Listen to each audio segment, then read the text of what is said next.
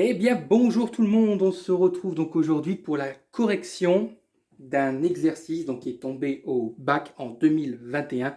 Vous avez le lien du sujet dans la description, vous cliquez, vous tombez directement sur le sujet et vous n'avez plus qu'à aller à l'exercice A. Donc vous descendez et vous allez tomber sur l'exercice A et c'est celui-ci que nous allons corriger. Vous allez voir ces deux fonctions, f de x et g de x, donc exponentielles. Alors, je ne vais pas lire les questions exactement au détail, je vais donner le sens des questions et la manière de répondre aux questions, et bien sûr, on va y répondre. Ça paraît logique. Alors, 1A, n'hésitez pas bien sûr à d'abord mettre sur pause pour lire, si vous voulez lire tranquillement le sujet tout seul, hein, dans votre coin, vous mettez sur pause, vous lisez l'énoncé en entier, parce que moi je vais tout de suite, hein, je ne vais pas lire l'énoncé en entier avec vous, hein, vous l'avez sous les yeux. Alors, on vous demande la première question de déterminer les points d'intersection entre les deux courbes, donc la courbe CF et la courbe CG. Alors, il est évident que lorsqu'on cherche des points d'intersection entre deux courbes, ça veut dire que ces deux courbes se croisent. Si elles se croisent, analytiquement parlant, ça veut dire que les fonctions sont égales. Donc, on va résoudre f de x égale g de x. Donc, on y va. X carré exponentielle moins x égale exponentielle moins x. Bon, voilà, l'exponentielle moins x, on fait passer, donc on aura exponentielle moins x sur exponentielle moins x. X carré égale 1. Alors attention, 1 carré, ici dont la valeur est positive, a deux solutions. Hein. Attention, donc on aura x égale la racine carrée de 1, bon, ça fait 1, ou x égale moins la racine carrée de 1, donc moins 1. Mais attention, parce que dans la question, on vous demande de déterminer les coordonnées des points d'intersection, pas seulement les abscisses. Je rappelle qu'un point a une abscisse et une ordonnée. Donc là, on n'a que les abscisses, on va devoir déterminer les ordonnées de celle-ci. Alors, vous allez dire, oui, mais on remplace dans quoi? J'ai envie de vous dire, on s'en moque, peu importe. Puisque pour ces deux points, pour ces deux solutions, pour ces deux abscisses, f de x est égal à g de x. Donc en fait, on peut remplacer dans l'une ou l'autre, on trouvera exactement le même résultat. Donc on va remplacer dans g, c'est plus rapide. Donc on va calculer g de 1, donc ça fait exponentielle de moins 1, et g de moins 1 est égal à exponentielle 1, donc e. Et donc vous avez donc les deux points qui auront pour coordonnées donc 1 exponentielle moins 1 et moins 1e. Alors, vous ne mélangez pas les pinceaux, parce que là on a un positif, là on a une puissance négative, on a une négative, on a une puissance positive. Bon, ok. Voilà les deux coordonnées pour la première question. Bon, normalement ça devrait aller ça. Mais voilà, je répète, faites attention, coordonnées, abscisse, ordonnées.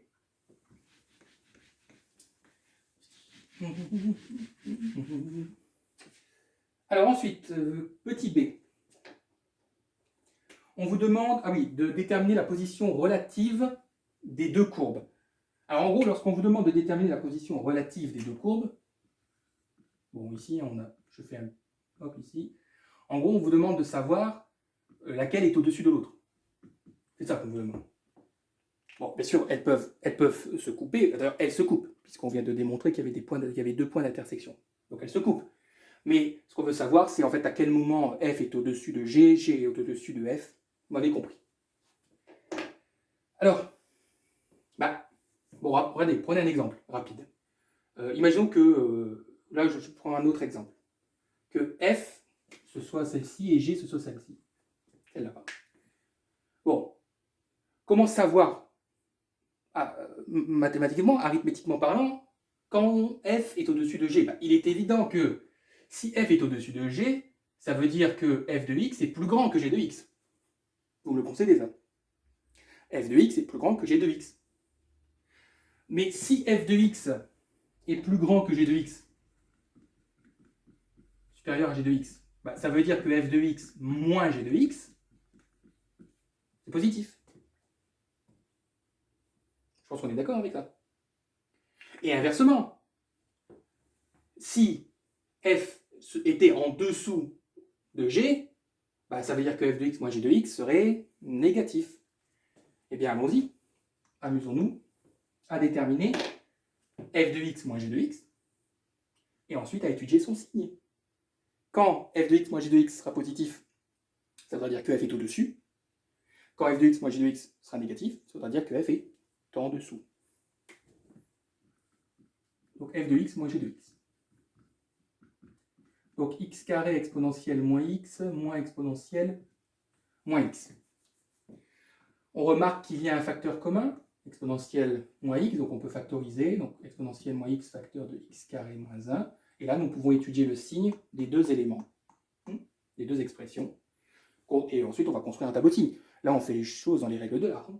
Okay, signe, tableau de signes. Alors, l'exponentielle, bon, ce qui est bien, c'est que l'exponentielle, c'est rapide. Parce qu'une exponentielle est toujours strictement positive. Voilà. Bon, ça, c'est réglé. Alors, x carré moins 1. Vous faites ce que vous voulez. Moi, je suis pour,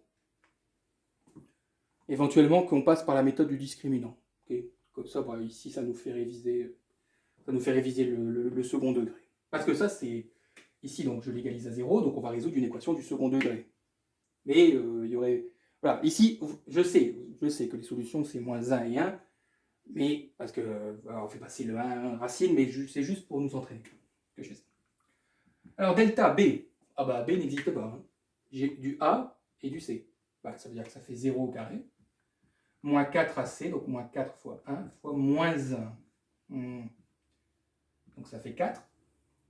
Donc la racine carrée de delta, ça fait 2. Donc il y a 2, d'ailleurs il y a 2, vous avez vu le jeu de mots, donc ça veut dire qu'il y a 2 solutions aussi. x1, donc moins b, donc je dis b n'existe pas, ça fait 0, moins racine de delta sur 2a, donc ça fait bien moins 1. Et là on aura 2 sur 2, ça fait 1. On a nos solutions, on peut construire le tableau de signes, je regarde, oui c'est bon, vous allez le voir. Je vais effacer ce qui est en vert et je vais faire le tableau de signes. Quelle couleur? Pour aller au noir. On travaille sur R. Moins l'infini. Plus l'infini, on va placer nos solutions. Exponentielle, il n'y en a pas. Moins 1, 1. Donc une ligne pour chaque élément. Donc faites les choses dans les règles de l'art. C'est toujours mieux. Ne soyez pas, même si pour vous ça paraît facile. Et du coup, bah, ensuite, on va étudier donc, le signe du produit. Et le signe du produit, bah, c'est f de x moins g de x. Ouais. Qu'est-ce que j'ai fait, moi? Oui, lolo, j'ai oublié de...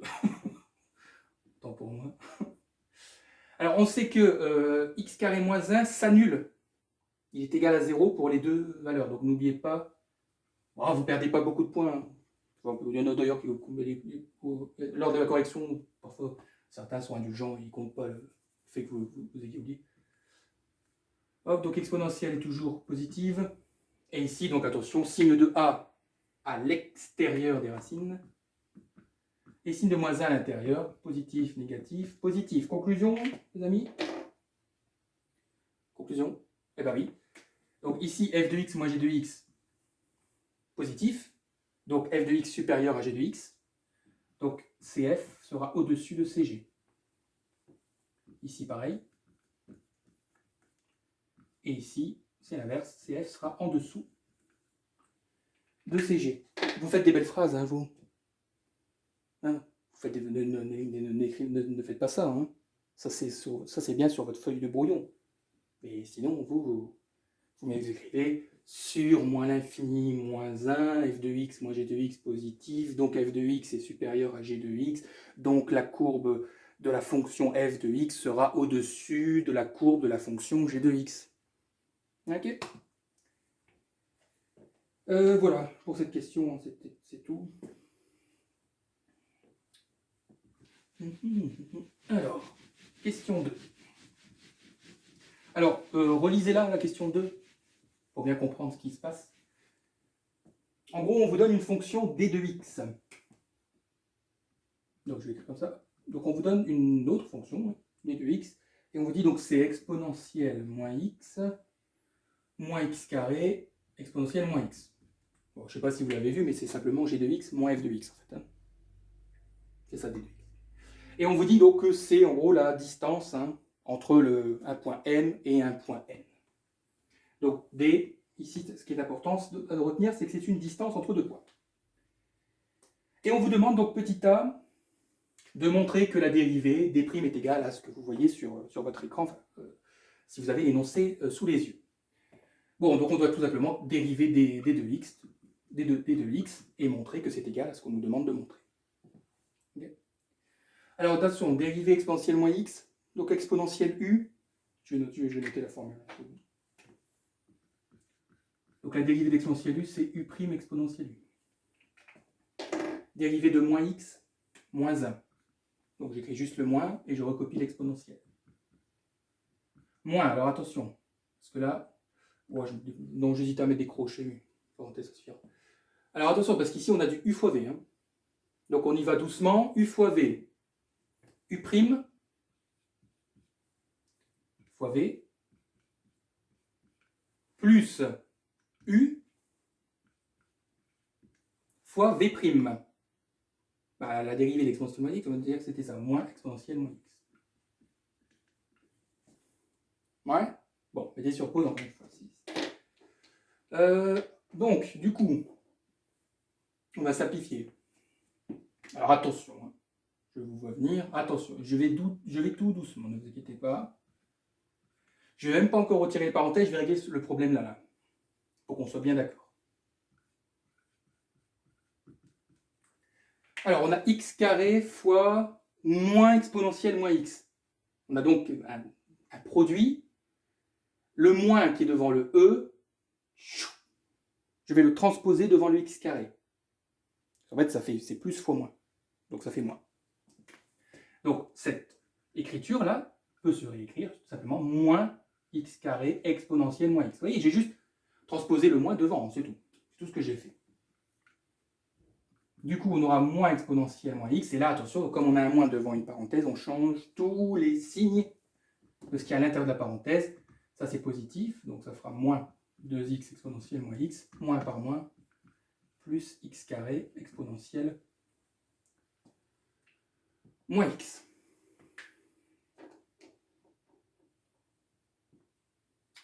Alors, vous avez certainement remarqué qu'on a du exponentiel moins x et du exponentiel moins x. Conclusion, nous factorisons par exponentielle de moins x.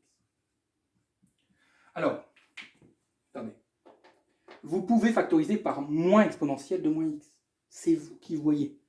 Ça n'a pas grande importance. Là, je fais version cool, version light. Hein, on ne va pas se précipiter. Donc, voilà, je factorise par quelque chose de positif pour ne pas trop s'embêter avec les signes. En fait, je considère que c'est plus facile. Voilà, c'est pour ça que je dis ça. Donc, exponentielle de moins x, facteur. Alors, attention, il y a un moins. Hein. Ne l'oubliez pas. Alors, quand il y a un moins tout seul, parce qu'on est d'accord, hein, que le facteur, on met le facteur, donc, et dans la parenthèse, on met tout ce qui reste. Quand il y a un moins qui est tout seul, on considère qu'il y a moins 1. Ici, il reste le moins 2x. Et là, il reste le plus x carré. Okay. Alors, il me semble que dans l'énoncé, on ne vous donne pas cette version-là. On vous donne justement la version... Attendez, qu'est-ce que je raconte? Ah bah si, pardon, excusez-moi. Je pensais que... J'ai plus exactement par cœur en tête. Je pensais qu'on vous demandait avec le moins devant, mais non. Mais certains auraient dit, bah, on factorise par moins, c'est pas grave, on aurait juste changé tous les signes qui étaient à l'intérieur là. Mais c'était pas exactement ce qu'on nous demandait. Du coup, bah, ça tombe bien qu'on a factorisé par le positif. Dans un cas de liberté, hein, où vous êtes libre de déterminer la dérivée comme bon vous semble, vous pouvez mettre un moins, il y a vraiment bien sûr, mais changer les signes de toute la parenthèse. Bon. Alors oui, on nous demande maintenant, donc je vais effacer, le sens de variation de dx. Vous vous doutez bien qu'une fois qu'on vous fait qu'elle détermine une dérivée, c'est pas pour rien. D'ailleurs, vous savez pourquoi on vous la donne, hein, la dérivée, je suppose. C'est pour éventuellement ceux qui n'auraient pas réussi à la déterminer, je sais pas pourquoi je fais le tour, à déterminer seul des primes de x, on vous la donne pour que vous puissiez continuer quand même l'exercice. Alors, donc forcément, je vais renoter des primes de x. Alors, c'est la question... oui, donc là, c'est la question 2b hein, que je fais. Donc, des primes de x, on a trouvé... Enfin, on nous donnait, du coup, ici maintenant, exponentielle de moins x, facteur de x carré, moins 2x moins 1. Alors, vous allez dire que vous avez fait un changement, non. C'est juste que j'ai ordonné le polynôme du second degré. Alors, les variations. Alors, pas sur n'importe quel intervalle, on nous demande des variations sur moins 1, 1.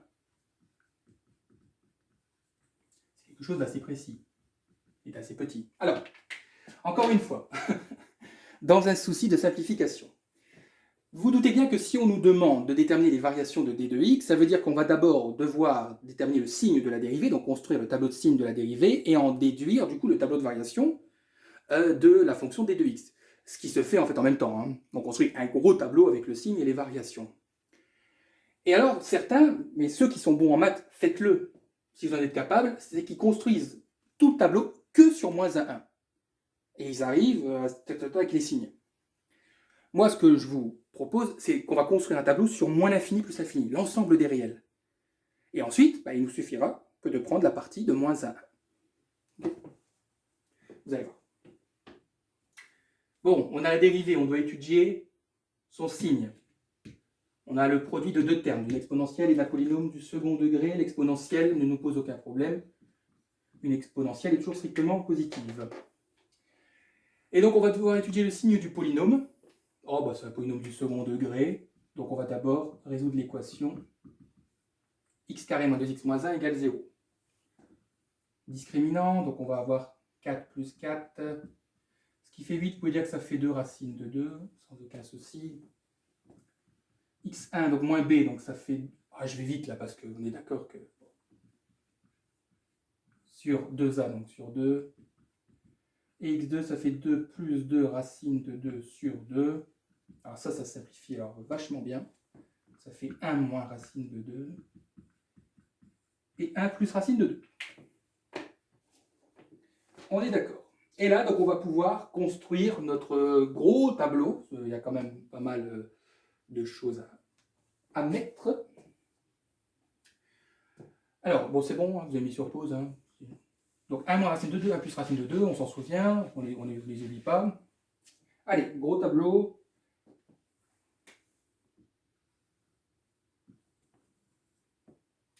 X, donc, on est sur moins l'infini plus l'infini. Ce qui nous intéresse, c'est moins 1, 1, donc on va quand même mettre moins 1, 1. Alors maintenant, reste à placer les deux solutions qu'on vient de trouver pour le polynôme du second degré. Donc là, c'est à vous de savoir si c'est plus petit ou plus grand. Alors 1 moins racine de 2, si vous hésitez, vous tapez sur votre calculatrice. Donc 1 moins racine de 2, on sera ici.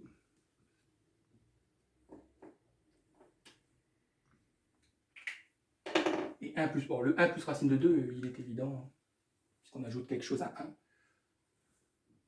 Alors, on va ici donc mettre toutes les expressions, tous les termes, donc exponentielle de moins x, le polynôme. Ensuite, on aura donc trouvé le signe de d' de x. Et on en déduira les variations de d de x.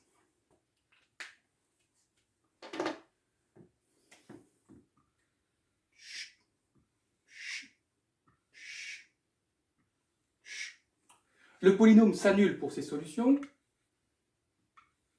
L'exponentielle, on s'en fout, c'est toujours positif.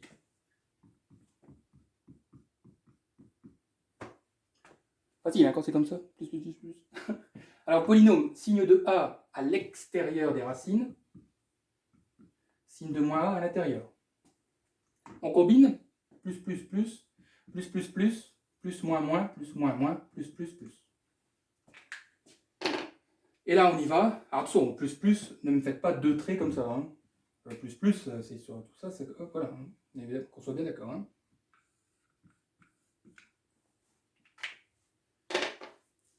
Alors, un tableau de variation parfait exige, et exigerait même, que vous déterminiez les images de 1 moins racine de 2 et de 1 plus racine de 2. On vous demande là le sens de variation, surtout entre moins 1 et 1. Alors, je vais poursuivre mes traits verts. Je mets des pointillés pour qu'on soit bien d'accord, que ce soit bien visible. Alors, en conclusion, oui, la fonction d de x est croissante sur moins 1, 1 moins racine de 2, et ensuite est décroissante sur 1 moins racine de 2 et 1. Vous voyez, imaginez-vous si vous aviez seulement construit un tableau avec moins 1, 1, vous voyez, pour les 6, encore une fois, certains auraient fait ça, comme s'il jouait à Mario Kart, vous voyez. Mais bon, là, j'ai préféré faire sur les réels et ensuite sélectionner la région qui nous intéressait. C'est une question de sensibilité. Ah oui, bah, d'ailleurs, oui, dernière question. Alors, la dernière question, relisez-la, mettez sur pause, hein, si vous voulez. En gros, on vous demande là, on vous demande le maximum qui est ici. Okay. On vous demande en fait quand la distance est maximale. Donc, pour quelle abscisse commune de M et de N, la distance est maximale. La distance, c'est des 2x. On a le maximum qui est ici. Donc, x0, c'est l'abscisse. C'est 1 moins racine de 2. Okay. Et ensuite, on vous demande de calculer cette distance. Bah, vous avez l'abscisse. Il vous suffit de calculer d de x0. Ça veut dire que vous remplacez 1 moins racine de 2 dans d de x. Alors attention, hein, je veux venir. Ne remplacez pas 1 moins racine de 2 dans d'. Hein. Ça, c'est la dérivée. Hein. Nous, c'est pas la dérivée que là, elle nous intéresse plus. C'est la distance, c'est d de x. Attention, hein, parce que ça arrive très souvent. Donc vous remplacez x par 1 moins racine de 2 dans d de x et vous allez trouver environ, puisqu'on vous demande d'arrondir, 1,3. Ok. C'est vraiment une question de conclusion. Hein. C'est la question petit c d'ailleurs.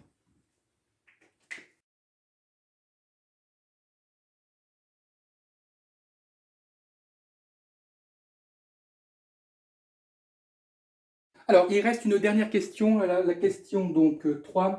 Alors, on vous donne delta, donc on vous dit que c'est une droite d'équation y égale x plus 2.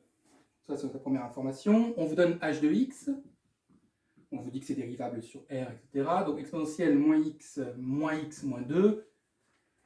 Bon, si vous remarquez h de x, en fait, c'est g de x moins l'équation de la droite, moins l'expression de l'équation de la droite delta.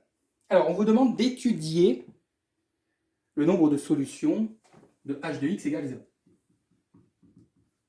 Alors, ce terme, ce verbe ici, étudier, il est intéressant parce qu'on ne vous demande pas de déterminer les solutions. C'est-à-dire qu'on ne vous demande pas de trouver la valeur des solutions. On vous demande d'étudier. C'est-à-dire, en fait, en gros, on vous demande de dire combien il y a de solutions. Est-ce qu'il n'y en a pas? Est-ce qu'il y en a une? Est-ce qu'il y en a deux? Est-ce qu'il y en a trois? 4, 5, etc. Vous voyez? Attention, hein, c'est important. D'ailleurs, ça va faciliter les choses, hein, je vous rassure. Parce que si on vous avait demandé déterminer, il aurait fallu résoudre arithmétiquement h de x égale 0. Là, non, on n'a pas besoin. Il faut juste dire, est-ce qu'il y en a? Oui, non, peut-être, combien? Voilà. Alors, on va utiliser quelque chose que vous connaissez, que vous avez vu. Nous allons utiliser le théorème des valeurs intermédiaires. Retenez, mémorisez que lorsqu'on vous pose ce type de questions, étudiez le nombre de solutions d'une fonction égale 0, théorème des valeurs intermédiaires, et pas n'importe pas. Oui, c'est le théorème, mais en fait, on va utiliser son corollaire. Le corollaire du théorème des valeurs intermédiaires. Ne vous inquiétez pas, je vais vous donner la réponse. Mais on a besoin de 3 choses avant. Pour pouvoir utiliser ce corollaire, nous avons besoin de 3 choses. D'abord, nous devons montrer que h de x est continu sur R.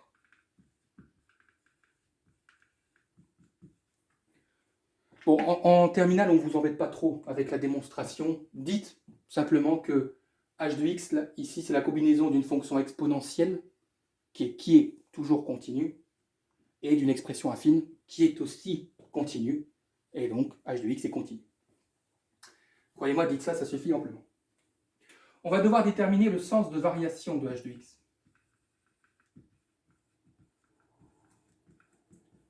Notez, hein, parce qu'ensuite j'efface et je règle ces 3 points. On a déjà réglé le premier, mais je vais répéter, c'est pas grave.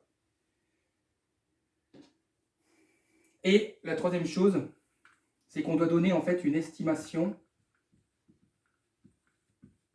de l'intervalle dans lequel h de x égale 0. Vous allez comprendre, notez comme ça, mais vous allez comprendre. C'est que ensuite, quand vous allez vous relire, ça sera plus facile ici d'avoir ces 3 règles, et ensuite on va les prendre une par une. Bah tiens, on va leur donner des noms à ces 3 règles. Ah non, je veux dire, on va pas mettre des points. Ah, on va l'appeler 1, 2, 3. Je ne suis pas inspiré là. J'essaie de, je sais pas, de chercher des noms bizarres. Bon, on va l'appeler 1, 2, 3, ok. Donc on va régler ces trois. Donc l'estimation de l'intervalle dans lequel h de x égale 0, vous allez voir. Ok. Allez, c'est parti. Bon, vous me permettez de tout effacer. Je ne sais pas pourquoi j'ai laissé FE depuis le début.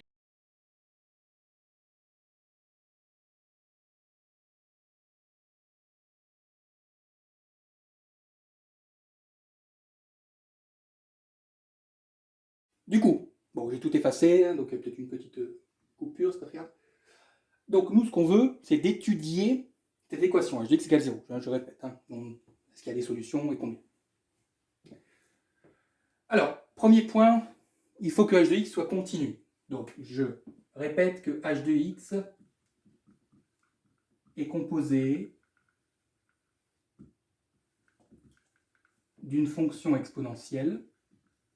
Voilà, oui, je suis sympa, j'écris tout. Donc, h de x est composé d'une fonction exponentielle continue sur R et d'une fonction affine continue aussi sur R. Bon, je n'ai pas la plus belle des écritures, je vous l'accorde. Hein. Mais normalement, comme je l'ai dit à l'oral, ça devrait. Donc c'est bon, conclusion, h de x est continu. Bon, j'attends un petit peu pour que vous notiez, pardon.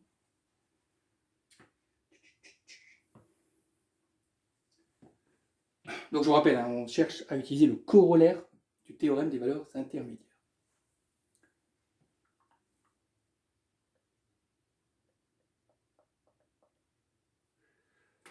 Ok, alors, deuxième point, le sens de variation de h de x.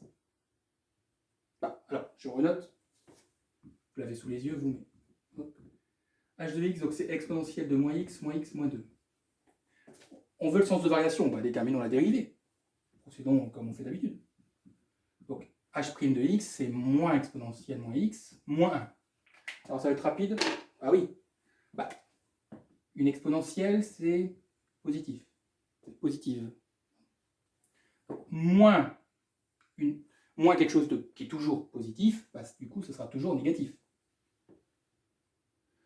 Et vous lui enlevez moins 1. Donc, le tout sera toujours négatif. La dérivée est négative. Conclusion, c'est bon, on a le sens de variation. H de x est décroissante, il faut même dire strictement, est décroissante sur R.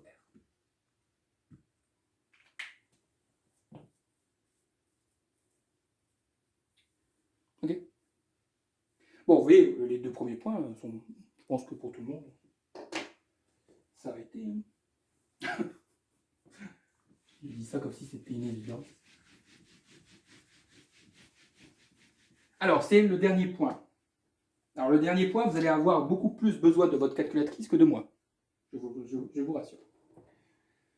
Alors, vous allez prendre votre calculatrice. Enfin, vous avez le droit, hein, d'ailleurs. Enfin, il y a deux types de calculatrices autorisées. Vous allez prendre votre calculatrice et vous allez aller dans le menu table et vous allez taper la fonction h de x. Et nous, ce qu'on cherche, donc, vous savez, quand vous allez dans table, en gros, hein, vous allez avoir les deux colonnes avec les valeurs de x et les valeurs de h de x. Okay, donc vous tapez la fonction, vous réglez. Alors vous allez dire, oui, mais on écrit quel intervalle? Bah là, je connais la réponse. Mais là, il faut, comme on dit en mathématiques, il faut tâtonner. C'est-à-dire, bah, il faut tester. Nous, ce qu'on veut, en gros, c'est que on veut un truc, on veut un encadrement entre lequel h de x est égal à 0. C'est-à-dire qu'on cherche une valeur ici qui est un tout petit peu, hein, ne prenez pas moins 1 million, hein, bon. Mais une valeur qui est un tout petit peu négative, et on veut une valeur qui est un tout petit peu positive. Nous voulons en fait un encadrement. Ici, ensuite, on prendra les valeurs de x, et on aura un encadrement pour lequel h de x égale 0. Je répète. Donc table, on tape h de x, on prend un intervalle, on essaye au départ.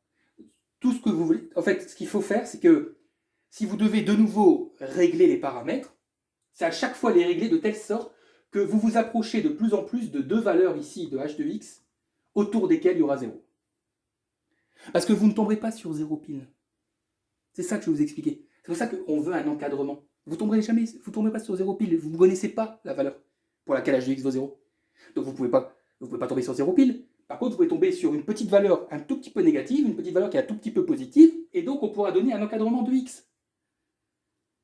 C'est ça que je suis en train de vous expliquer. Alors, après l'avoir fait, vous allez donc avoir, normalement vous allez tomber donc sur une valeur de x ici qui est égale à moins 1, et vous allez avoir pour h de x exponentielle de moins 1, alors je ne sais plus, ça fait 1,6 ou 7, quelque chose comme ça. Et vous allez avoir h de 0 qui lui vaudra moins 1. Voilà. Ben voilà, là c'est bien. J'ai une petite valeur positive, une petite valeur négative. Ça veut donc dire, en gros, que h de x égale 0, la solution,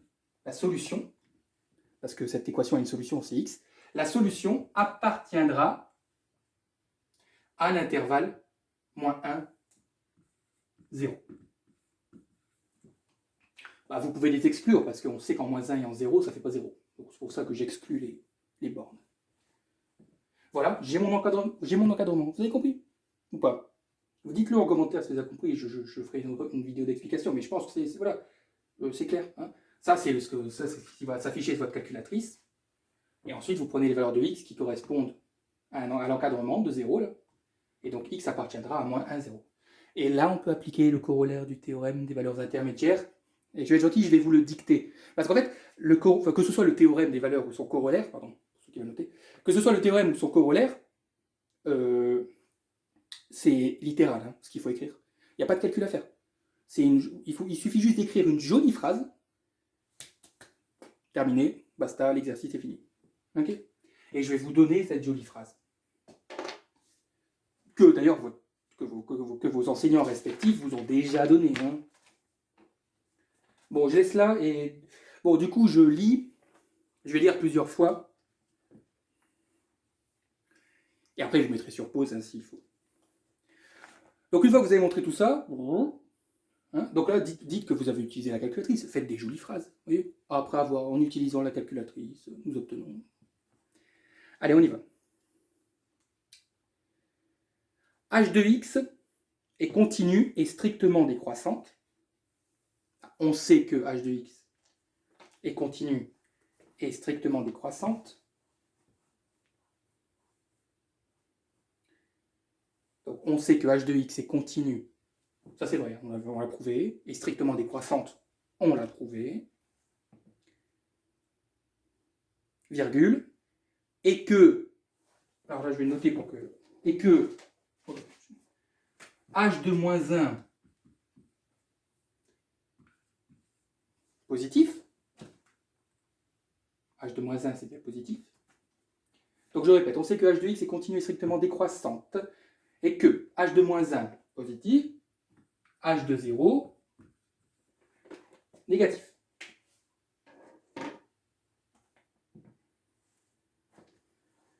Je répète, on sait que h de x est continue et strictement décroissante et que h de moins 1 positif et h de 0 négatif, vous l'écrivez comme ça, virgule. Donc, d'après le corollaire du théorème des valeurs intermédiaires, le CTVI, corollaire du théorème des valeurs intermédiaires, le CTVI. Donc, d'après le CTVI, écrivez tout, hein, n'écrivez pas CTVI. Donc, d'après le CTVI, l'équation h de x égale 0, parce que c'est quand même ça, à la base, le but de la question, c'est de répondre à ça. h de x égale 0. Donc, d'après le CTVI, l'équation h de x égale 0 admet une solution unique. C'est pour ça qu'on utilise le corollaire et pas le théorème. L'équation h de x égale 0 admet une solution unique. Et voilà. Alors, je ne sais plus combien de points c'était cet exercice, mais en tout cas, il faut faire tout ça pour avoir plus ou moins tous les points. Ça dépend bien sûr du correcteur sur lequel vous tombez. Enfin, vous inquiétez pas, si vous tout ça, normalement, il n'y a pas de souci. Hein. Voilà. Bon, bah, n'hésitez pas, bien sûr, à liker, hein, merci, et à partager à tout ce que vous voulez. Et on se retrouve très bientôt pour une nouvelle vidéo.